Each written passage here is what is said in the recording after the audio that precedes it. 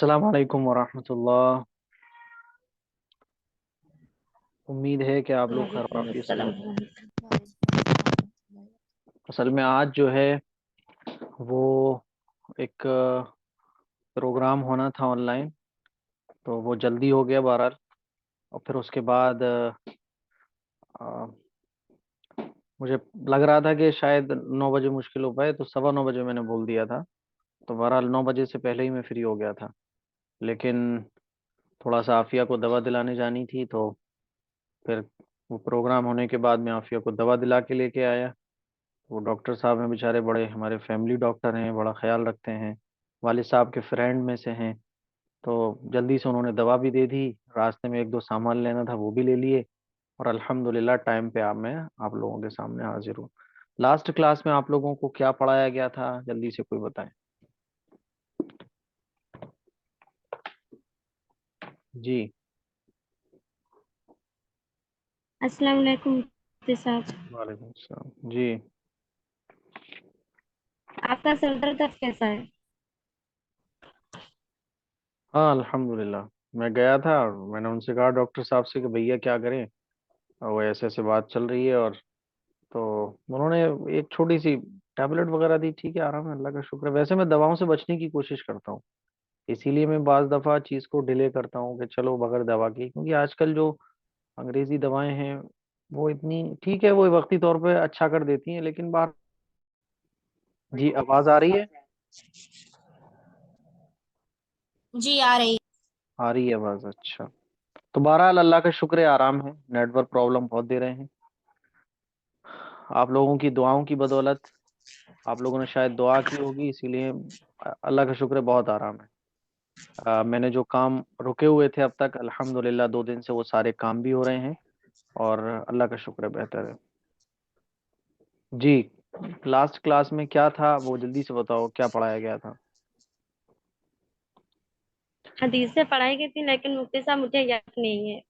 तो या चल, और कोई बताएं, लास्ट हदीस क्या पढ़ाई गई थी। सुस्ती मत फैलाया करो, इतनी सुस्ती आप लोग फैलाती हो कि मैंने सवाल का कहीं जवाब गया था। देने में 5-10 मिनट लग जाते हैं आप लोगों को। मुझे ये मुझे याद नहीं है मगर तो ठीक है, आपने कोई बात शिरक नहीं। से रिलेटेड बताया था। फिर मतलब हदीस याद नहीं अल्लाह ना के, किसी हाँ। को। हदीस नहीं याद है, वो नहीं लिख पाई थी। लिखवाई नहीं थी मैंने। चले, और कोई बताएं। नहीं, मैंने नहीं लिख पाई थी। अच्छा चलो, और कोई बताओ। जी हदीस नंबर 21। क्या थी बताओ। हदीस नंबर 21 नहीं होगी, 31 सात होगी बड़े शायद। गुनाह 30 थी, शायद 31 थी या 31 थी। 30 तक हो गई। अस्सलाम वालेकुम मुफ्ती साहब। वालेकुम अस्सलाम। आपने वो लिखा था गुनाहों के बारे में, छोटे छोटे गुनाह से खुद ब खुद माफ हो जाते हैं, और जो हाँ बड़े ये बड़े भी। गुनाह हैं। हाँ मैंने ये बताया था, हदीस नंबर 31 थी। अल कबाइर, यानी बड़े बड़े गुनाह। अल इशराकु जी बिल्लाह, अल्लाह ताला के साथ किसी को शरीक ठहराना। व उकूकुल वालिदैन, वालिदैन की नाफरमानी करना। व कत्लुन नफ्स, और बेगुनाह को कत्ल करना। व शहादत ज़ूर, और झूठी गवाही देना। ये हदीस नंबर 31 थी, और मैंने आप लोगों को बताया था जी कि जी दो सर। तरह के गुनाह होते हैं। एक मिनट जी रुको, सर। नेट कनेक्ट करता हूँ मोबाइल से। जी। तो ये बड़े बड़े गुनाह हैं, और बड़े गुनाहों को कहते जी हैं गुनाह कबीरा, और छोटे गुनाहों को कहते हैं गुनाह सगीरा। है ना, यही बात है। अरे क्या हुआ।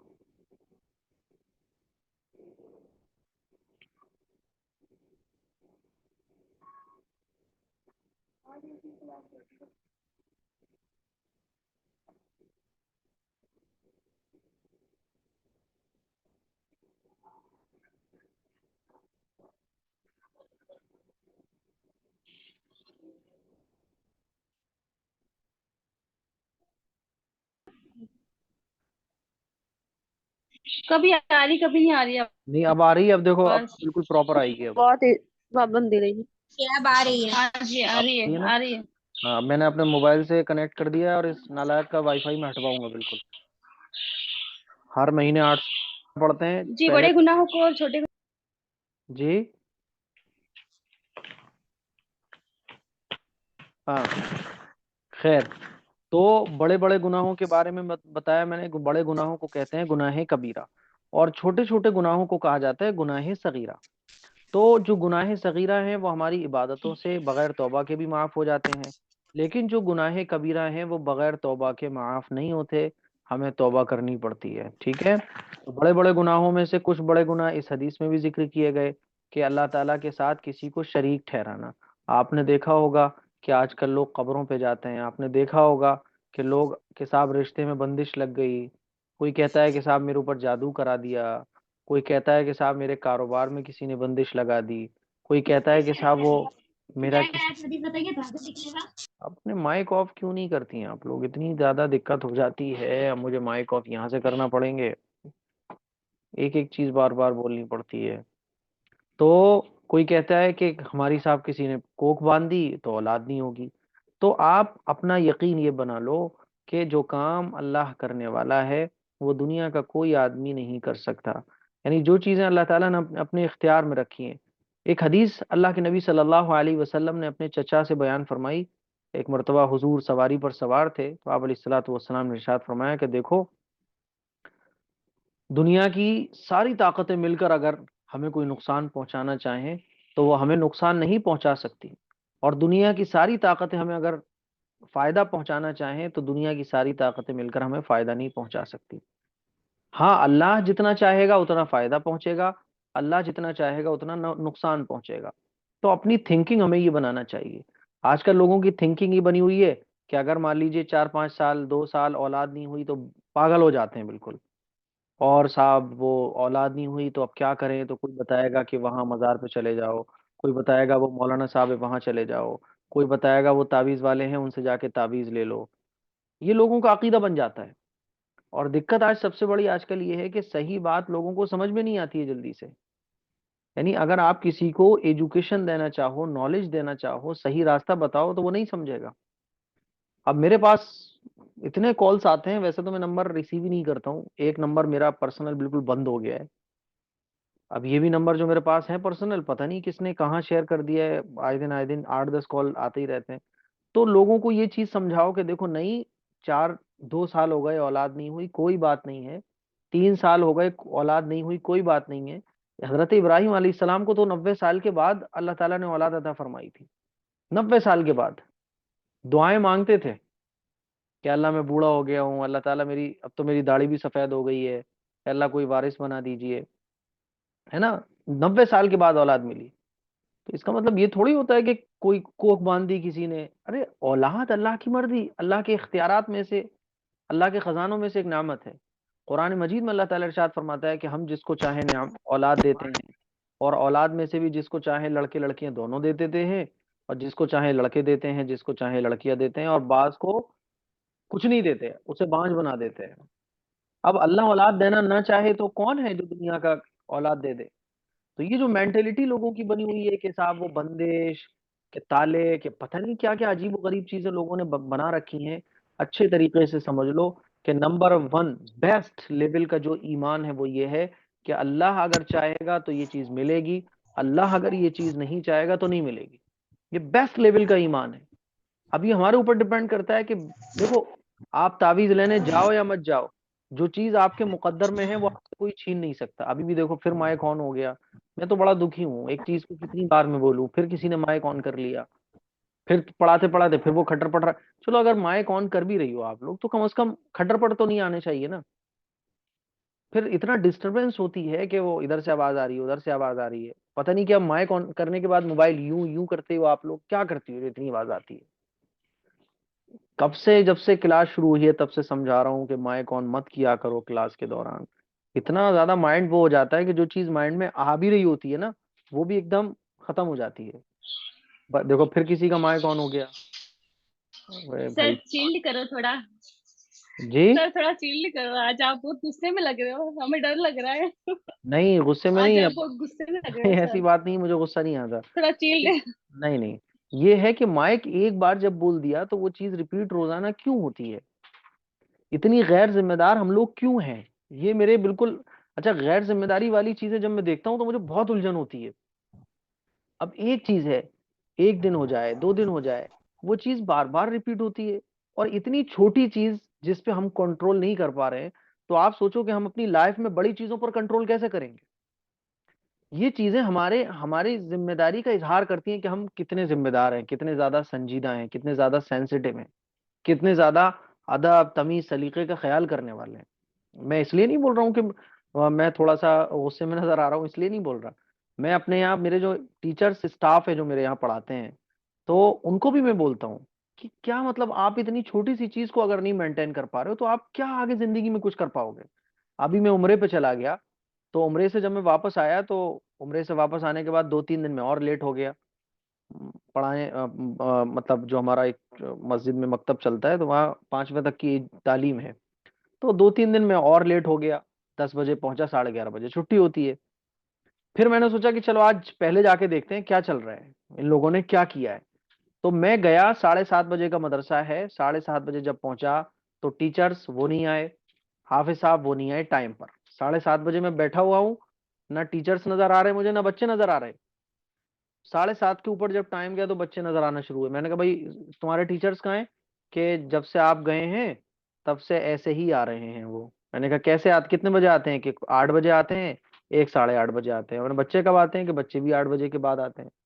اب ٹیچر آئے تو میں نے پوچھا بھائی کہاں تھے آپ لوگ؟ کہ وہ میں تھوڑا سا اوپر چلا گیا تھا. ایک بول رہا میں دوا کھا رہا تھا. تو میں نے ان سے پوچھا جو دوا کھانے والے تھے، وہ بہت لیٹ آئے تھے 9 بجے. تو میں نے ان سے کہا کہ دوا آپ کھا رہے تھے تو بھائی دوا کھانے میں کتنا ٹائم لگتا ہے؟ تو بولے مفتی صاحب میں تھوڑا سا لیٹ ہوا ہوں بس. میں نے کہا تھوڑا آپ کی نظر میں کتنا ہے؟ 1 گھنٹہ 1.5 گھنٹہ آپ لیٹ ہو تو اس کو آپ تھوڑا بول رہے ہو. پھر میں نے کہا آپ دوا کھا رہے تو بھائی دوا پہلے کھاؤ. تو اس پہ آپ ترک سنیے. مفتی صاحب وہ جو ہے دوا جو میں کھا رہا تھا تو وہ دوا ناشتے کے بعد کھانے کی ہے. تو میں نے کہا ناشتہ بھائی پہلے کرو آپ. تو بولے مفتی صاحب وہ جو دوا کھانے کی ہے وہ 3-4 بار کھائی جاتی ہے گیپ سے، اور ہر دوا کھانے کے بعد ایک بار ناشتہ کرنا ہوتا ہے.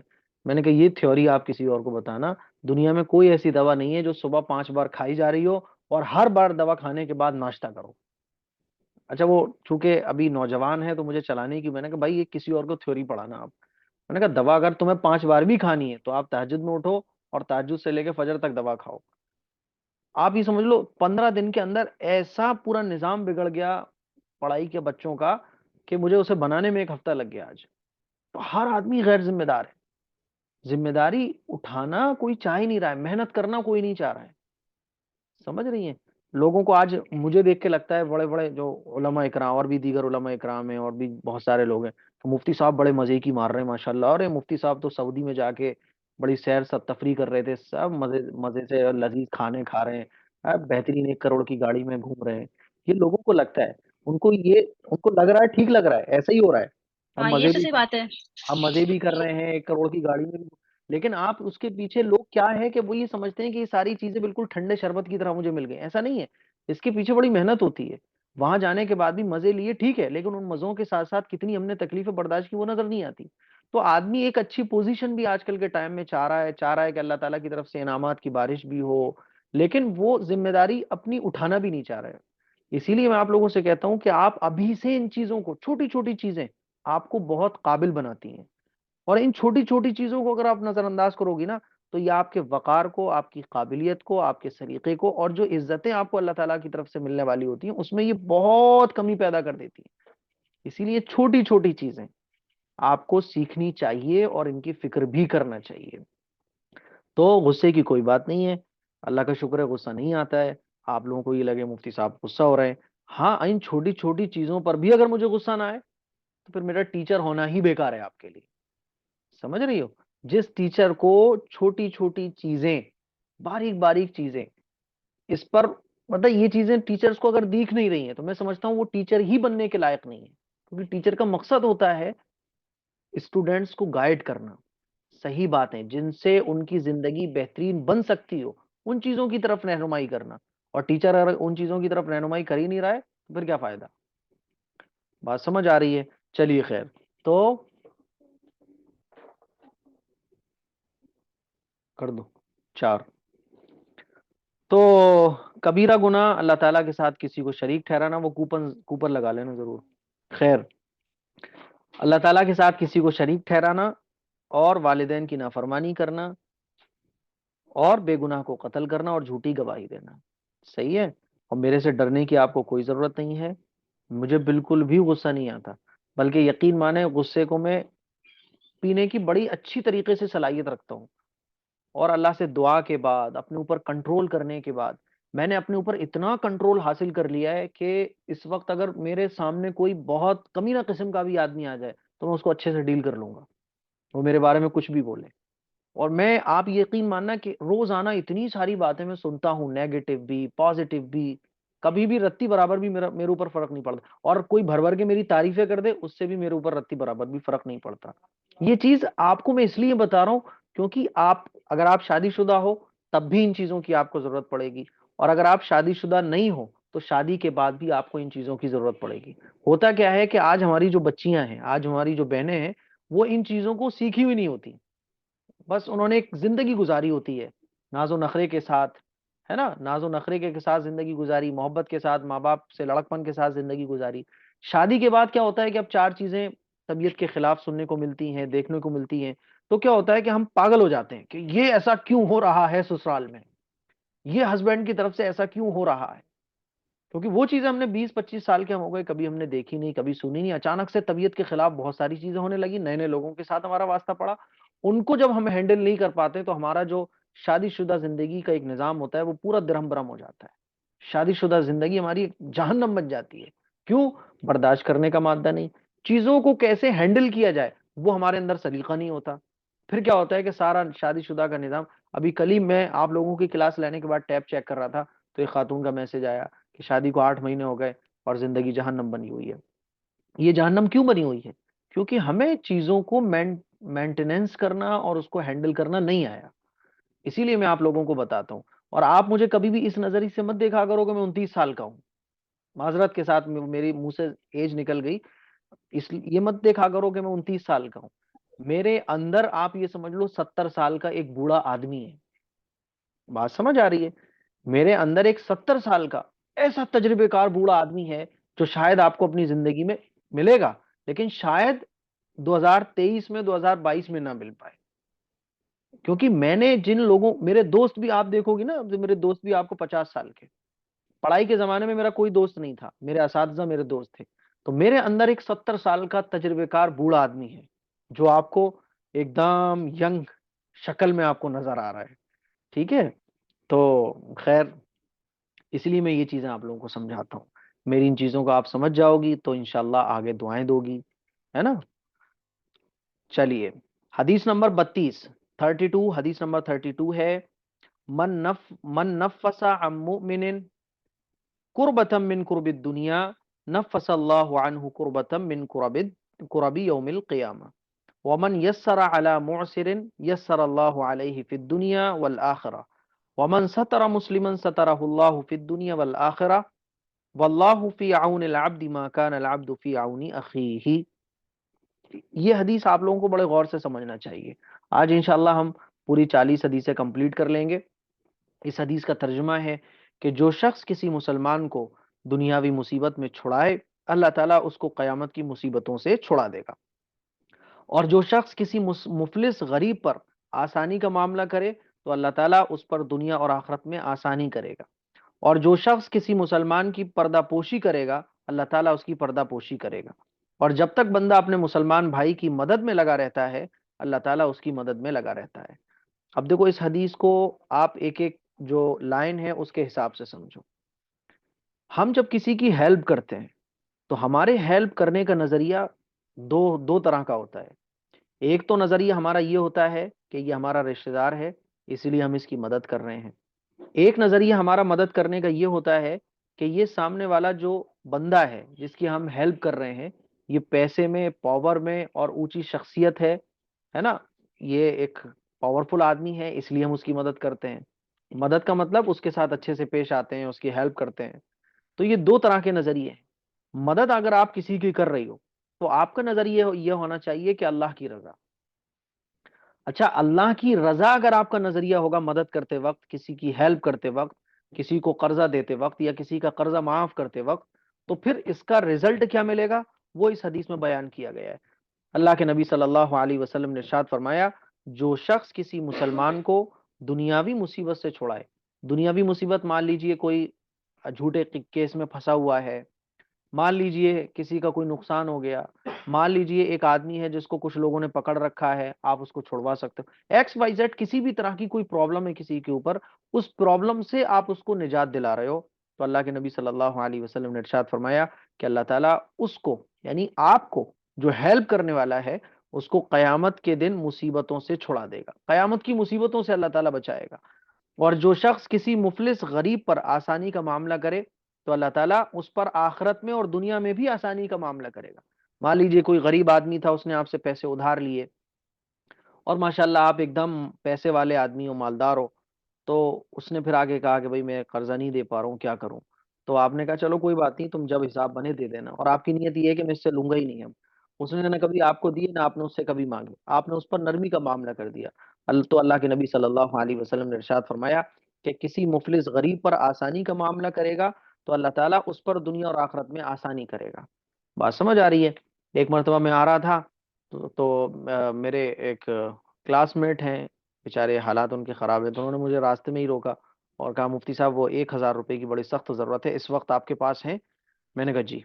میں نے وہ 1,000 روپے جب ان کو دیے تو میں نے نیت یہ کی تھی کہ اگر یہ دے دیں گے تو ٹھیک ہے، ورنہ یہ میری طرف سے صدقہ ہے۔ تو اور وہ 1,000 روپے دیتے وقت میری جو انٹینشن تھی وہ یہ تھی کہ اس حدیث پر عمل، کہ آخرت کی مصیبتیں اور دنیا کی مصیبتوں سے اللہ تعالیٰ بچائے گا، یہ نیت کے ساتھ میں ان کو 1,000 روپے دیے تھے۔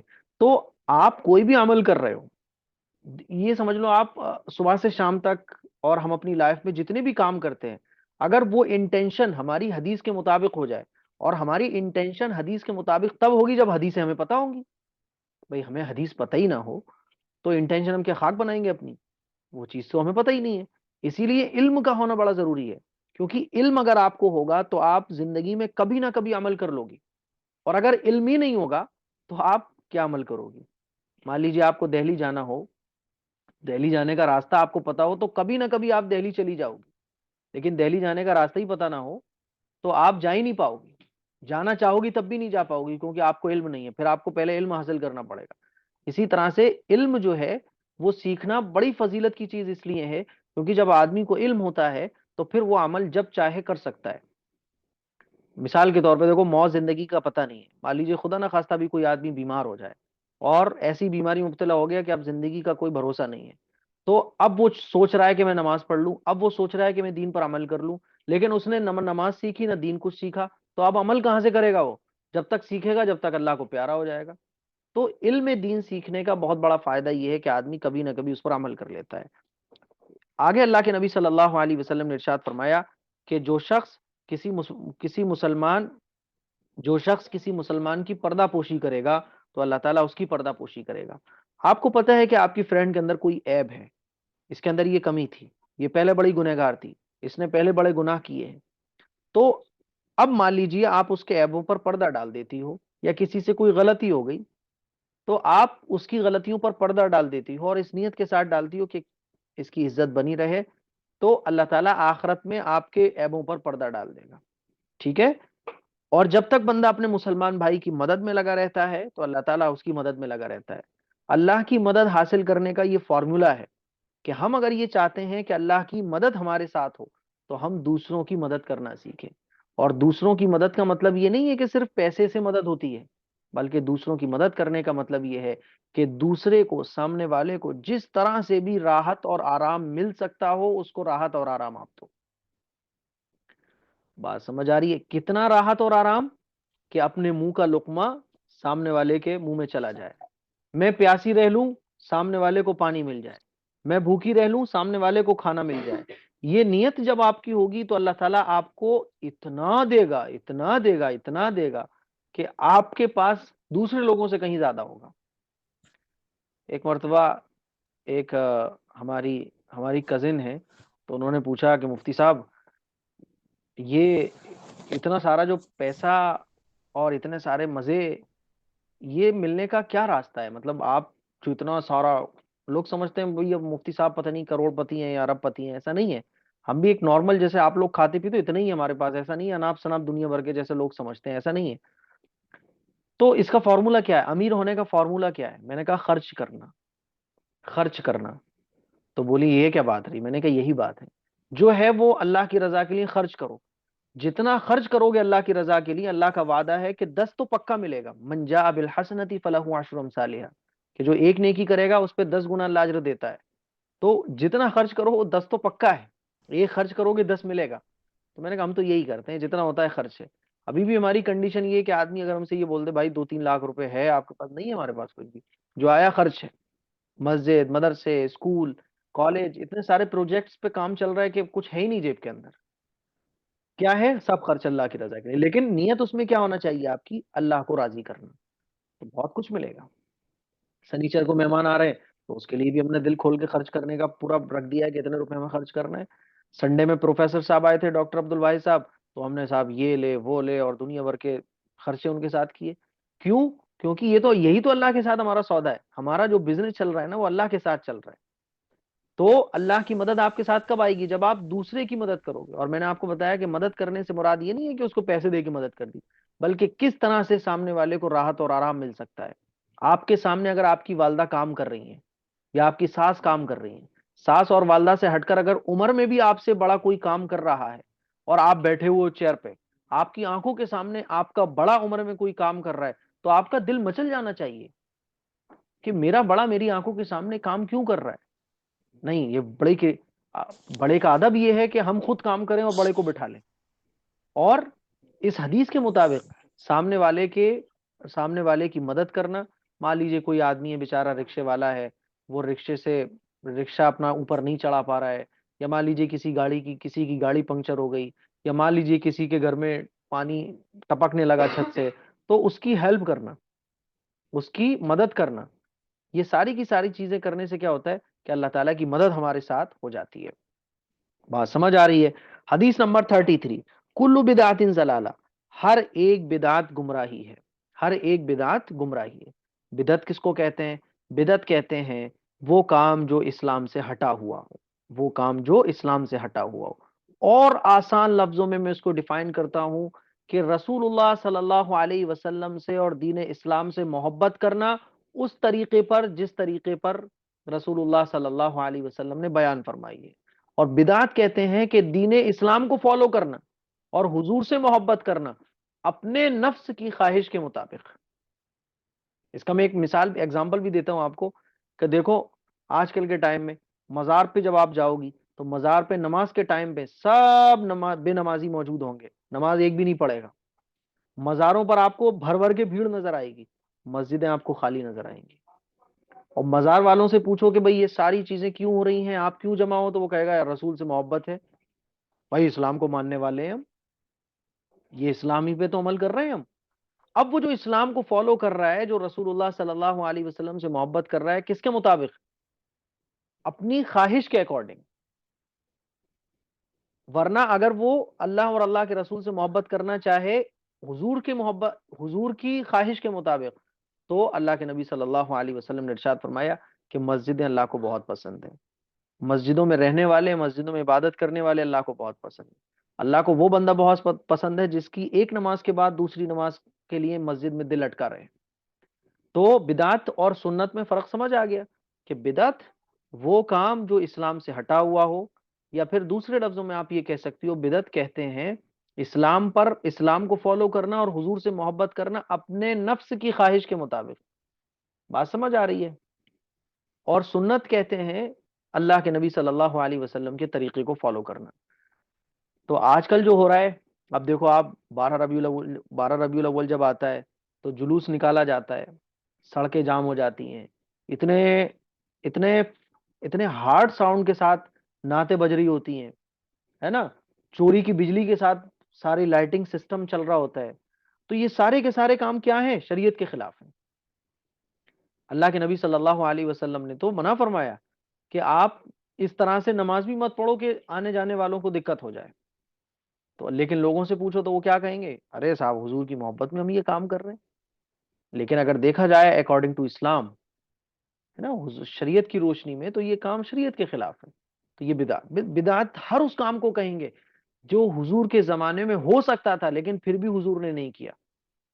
بات سمجھ آ رہی ہے؟ اچھا اس میں لوگ کہتے ہیں کہ ارے صاحب حضور کے زمانے پنکھا بھی تو نہیں تھا، حضور کے زمانے میں بلب تو نہیں تھا. تو بات یہ آتی ہے کہ پنکھا چلانے کو کوئی دین نہیں سمجھتا. بھائی میں یہ پنکھے کے نیچے بیٹھا ہوا ہوں تو پنکھے کو کوئی دین سمجھ رہا ہے؟ کوئی کہتا ہے حضور کے زمانے میں موبائل بھی تو نہیں تھا، تو موبائل کو کیا میں دین سمجھ رہا ہوں؟ بدعت کہتے ہی اس کو ہے کہ کوئی بھی ایسا کام جو قرآن و حدیث سے ثابت نہ ہو اس کو دین سمجھ کر کیا جائے. جو کام دین سمجھ کے نہیں کیے جائیں تو پھر وہ کیا، وہ تو ایک دنیاوی کام ہے. تو اسی لیے اس بات کو اچھے طریقے سے آپ لوگ سمجھیں. حدیث نمبر 34، ابغض الرجال عند اللہ الد الخصم. ابغض الرجال عند اللہ الد الخصم. اس حدیث کا ترجمہ یہ ہے کہ اللہ کے نزدیک سب سے زیادہ مبغوض جھگڑالو آدمی ہے. اللہ کے نزدیک سب سے زیادہ مبغوض جھگڑالو آدمی ہے. ٹھیک ہے، اس کا مطلب کیا ہے کہ اللہ کے نزدیک سب سے زیادہ برا جو آدمی ہے وہ ہے جو ہر ایک سے جھگڑتا رہتا ہے. جھگڑتا ہی رہتا ہے، اس کی عادت ہی جھگڑنے کی ہے. کچھ لوگوں کی عادت ہوتی ہے نا، وہ جھگڑتے ہیں، بس ان کو جھگڑنے سے مطلب ہے. تو جھگڑنے کی عادت یہ ایک ایسی بری عادت ہے کہ جو اللہ کے نزدیک بڑی مبغوض ہے، یعنی اللہ ایسے آدمی کو پسند نہیں کرتا. تو جھگڑے کی عادت نہیں ہونا چاہیے. اگر جھگڑا ہو بھی رہا ہو تو جھگڑے کو ختم کرنے کی کوشش کرو. ٹھیک ہے، اللہ کے نزدیک سب سے زیادہ مبغوض جھگڑالو آدمی ہے. 35، الطہور شطر الایمان. پاک رہنا آدھا ایمان ہے. پاک رہنا کیا ہے؟ آدھا ایمان ہے. ایک ہوتا ہے پاک رہنا اور ایک ہوتا ہے صاف رہنا. آلریڈی میں آپ لوگوں کو یہ ساری چیزیں بتا چکا ہوں کہ ڈفرنس کیا ہے پاکی میں اور صفائی میں. تو پاک رہنا یہ آدھا ایمان ہے. اچھا ایک بات اور ہے، میں سیٹرڈے میں انشاءاللہ، چلا یہ بات بعد میں بتاؤں گا، ابھی تو یہ سن لو آپ. 36 حدیث نمبر 36، احب البلاد الی اللہ مساجدها. اللہ کے نزدیک سب سے زیادہ محبوب جگہ کون سی ہے؟ مسجدیں. اور مسجدیں ہی آپ کو خالی نظر آئیں گی. مزارات، درگاہ، تعویذ گنڈے والے لوگوں کی دکانیں، ہے نا، یہ سب آپ کو فل نظر آئیں گی. جمعرات میں آپ چلی جاؤ، قبرستان میں چلی جاؤ، تو وہاں بڑے بڑے داڑھی ٹوپی والے بیٹھے ہوں گے. دل چاہتا ہے کہ کاش میں کوئی ہوتا افسر ان سب کو نالائقوں کو جیل میں ڈال دیتا. ایسا امت کا بیڑا غرق ان لوگوں نے کیا ہوا ہے. سب کے ایمانوں کو خراب کر دیا ان لوگوں نے، نالائقوں نے. ایک کنٹرول والا تھا ہمارے یہاں فیروز آباد میں، وہ لے کے بیٹھا ہوا ہے تعویذ گنڈے. تو سب ایسے ہی معاملہ چل رہا ہے. اور سب سے زیادہ عورتوں کی عقلیں خراب ہوتی ہیں. ناراض مت ہوئیے گا آپ لوگ. عورتوں کے مائنڈ کو پکڑنا بڑا آسان ہے آدمی کے لیے. تو وہ کیا کرتا ہے، وہ عورتوں کو سب سے زیادہ گمراہ کرتا ہے. اسی لیے عورتوں کو، اچھا عورتیں چونکہ کیا ہوتی ہیں کمزور، اللہ تعالیٰ نے ان کو کمزور دل کا بنایا ہے. کمزور دل کا مطلب یہ کہ وہ جلدی سے ایک دم بھاوک ہو جاتی ہیں، بہت جذباتی ہو جاتی ہیں. ان کو سولوشن ایک دم فوراً چاہیے ہوتا ہے. جیسے ہی وہ سنتی ہیں کہ فلاں صاحب بیٹھے ہوئے ہیں، وہ فوراً کام بن جائے گا، بچوں کے رشتے ہو جائیں گے، بھاگتی ہی وہاں پہنچ جاتی ہیں. پھر جو وہ کہتا ہے وہ کرتی ہیں. تو اللہ کے نزدیک سب سے زیادہ محبوب جگہ کون سی ہے؟ مسجد ہے. مسجد کا مطلب کیا ہے؟ مسجد میں کیا ہوتا ہے؟ نماز پڑھی جاتی ہے، قرآن پڑھا جاتا ہے. تو یہ ساری چیزیں جو مسجد میں ہوتی ہیں وہ اللہ کے نزدیک پسندیدہ ہے. حدیث نمبر 37، لا تتخذوا القبور مساجدا. قبروں کو سجدہ گاہ نہ بناؤ. آپ دیکھو قبروں پہ سجدہ کرنے والے کتنے زیادہ ہیں. مزار پہ آپ چلی جاؤ، کیسے قبروں کے آگے سجدہ لوگ کر رہے ہوتے ہیں. حالانکہ اللہ کے نبی صلی اللہ علیہ وسلم نے بالکل کلیئر ارشاد فرما دیا کہ قبروں کو سجدہ گاہ نہ بناؤ، یعنی قبروں کو سجدہ نہ کرو. حدیث نمبر 38، لَتُسَوُّنَّ صُفُوفَكُمْ أَوْ لَيُخَالِفَنَّ اللَّهُ بَيْنَ وُجُوهِكُمْ. کہ نماز میں اپنی صفوں کو سیدھا رکھو، ورنہ اللہ تعالیٰ تمہارے قلوب میں اختلاف ڈال دے گا. جب نماز پڑھیں، جب آپ مسجد حرام، مسجد نبوی عمرہ اور حج کرنے کے لیے جاؤ گے، اللہ تعالیٰ آپ سب لوگوں کو حج اور عمرہ کرنے کے لیے راستے آپ کے آسان کر دے. تو آپ وہاں دیکھو گی عورتیں بھی نمازیں صف بنا کے پڑھ رہی ہوں گی، مرد حضرات بھی پڑھ رہے ہوں گے. عورتوں کی صف الگ ہوگی، مردوں کی الگ ہوگی. تو وہاں صفوں کو برابر رکھنا. یہ نہیں ہونا چاہیے کوئی آگے کوئی پیچھے، کوئی یوں کوئی ایسے نہیں، بلکہ ایک لائن میں ہونا چاہیے، ہے نا. تو لائن سب کی سیم ہونا چاہیے. تو اللہ کے نبی صلی اللہ علیہ وسلم نے ارشاد فرمایا، نماز میں اپنی صفوں کو سیدھا کرو، ورنہ اللہ تعالیٰ تمہارے دلوں میں اختلاف ڈال دے گا. حدیث نمبر 39، من صلی علیہ واحدۃ صلی اللہ علیہ عشرا. اس حدیث کا ترجمہ ہے، جو مجھ پر ایک مرتبہ درود بھیجتا ہے اللہ تعالیٰ اس پر 10 مرتبہ رحمت نازل کرتا ہے. جو مجھ پر ایک مرتبہ درود بھیجتا ہے اللہ تعالیٰ اس پر 10 مرتبہ رحمت بھیجتا ہے. درود شریف پڑھنے کے بہت سارے فائدے ہیں. اگر ہم یہ چاہتے ہیں کہ اللہ کی رحمت ہمیں مل جائے تو ہمیں درود شریف پڑھنے کی عادت بنانا چاہیے. ایک خاتون کا کال آیا تو بولی یہ پریشانی. میں نے کہا درود شریف پڑھو. بولے درود شریف تم آلریڈی پڑھتے ہیں. تو میں نے کہا اور پڑھو. بولے مفتی صاحب کچھ یونک بتائیے. میں نے کہا بہن میری یہی یونک ہے, آپ کیوں نہیں بات سمجھ رہی ہو؟ لیکن وہی ہے نا کہ کچھ بھی نیا ملتا ہے تو ہم خوش ہو جاتے ہیں. نئے کے چکر میں مت پڑو. جو چیزیں رسول اللہ صلی اللہ علیہ وسلم کی بیان کی ہوئی ہیں اس کو آنکھ بند کر کے پابندی کے ساتھ مضبوطی کے ساتھ فالو کرنا شروع کر دو. تو جو مجھ پر ایک مرتبہ درود بھیجتا ہے اللہ تعالیٰ اس پر 10 رحمت نازل فرماتا ہے. نمبر 40 نمبر 40 انما الاعمال بالخواتیم, سب اعمال کا دار و مدار خاتمے پر ہے. یعنی آپ کی جو مرنے کے ٹائم آپ کس کیفیت میں تھے, تمام اعمال کو دار و مدار کس پر ہے؟ خاتمے پر ہے.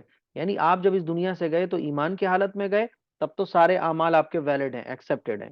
اور اگر آپ اس دنیا سے رخصت ہوئے کفر کی حالت میں تو آپ کا کوئی بھی عمل ویلڈ نہیں ہے, ایکسپٹیڈ نہیں ہے, ان ایکسپٹیڈ ہے وہ. تو اللہ کے نبی صلی اللہ علیہ وسلم نے ارشاد فرمایا کہ تمام اعمال کا اعتبار خاتمے پر ہے. کلاس جب ڈسکنیکٹ ہو جائے گی تو میں آپ کو دوبارہ لنک بھیجوں گا. اس حدیث کا مطلب یہ ہے کہ آدمی بہت گنہگار ہو, غیر مسلم ہے وہ, لیکن مرنے سے پہلے اگر اس نے کلمہ پڑھ لیا, 1 منٹ پہلے بھی مرنے سے پہلے کلمہ پڑھ لیا, تو پھر وہ ایمان والا کہلائے گا اور جنت میں داخل ہوگا. تو لاسٹ میں آپ کیا تھے اس کا اعتبار ہے. مرنے سے پہلے آپ جب مر کے اس دنیا سے گئے تو آپ کیا تھے؟ مسلم تھے, غیر مسلم تھے, ایمان والے تھے, غیر ایمان والے تھے, ڈیپینڈ اس پر ہے. ٹھیک ہے, تو تمام اعمال کا جو اعتبار ہے وہ خاتمے پر ہے. میں دوبارہ آپ لوگوں کو کلاس کا لنک شیئر کر رہا ہوں.